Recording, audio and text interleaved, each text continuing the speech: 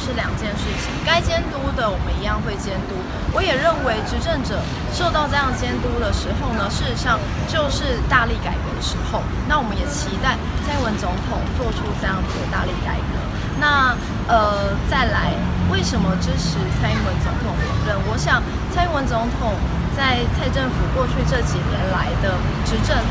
当然不是说每一件事情都是100分，我相信包含这个工辅法、工厂辅导法这些事情上面，我们时代力量跟民进党事实上是有不同的意见跟声音。不过在转型正义、在能源转型、在这个婚姻平权上面几大改革，尤其是现在国民党的总统候选人以及立委都不断的对外宣称说，一旦执政就会全部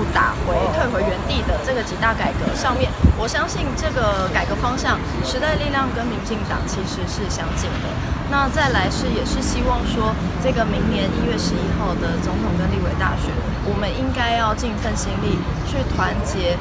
这个台湾的坚持本土价值、坚持台湾主权的最大力量。对，那我认为支持蔡英文总统应该是一件毋庸置疑的事情。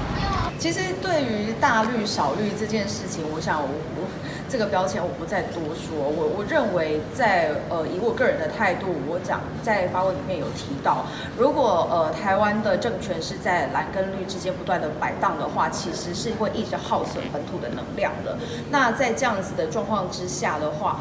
在这一次的选择里面，我们必须要想的是哪一个选择对台湾的下一步是最好的。那我想现在目前台面上的候选人，我们可以看得出来哪个对台湾的选择是最好的。我想这个应该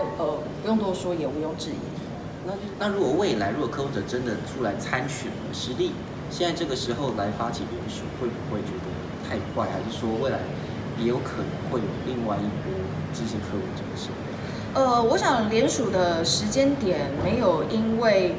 谁接下来要出来选或者是怎么样而有所改变，是因为我们现在认为在现在这个时刻就必须对台湾的下一步有一个很明确的表态。时代力量身为蓝绿之外的第三大党，应该要在这个时候做出最明显最明确的表态啦。那至于说这个其他的会不会有其他组候选人出来，我想就柯文哲来说的话，我想时代力量从过去到现在一直都非常明确，在柯市长没有办法提出进一步新的论述的话，其实两岸一家亲我们从头到尾都是反对的。我想这个就是之前已经讲过很多次了。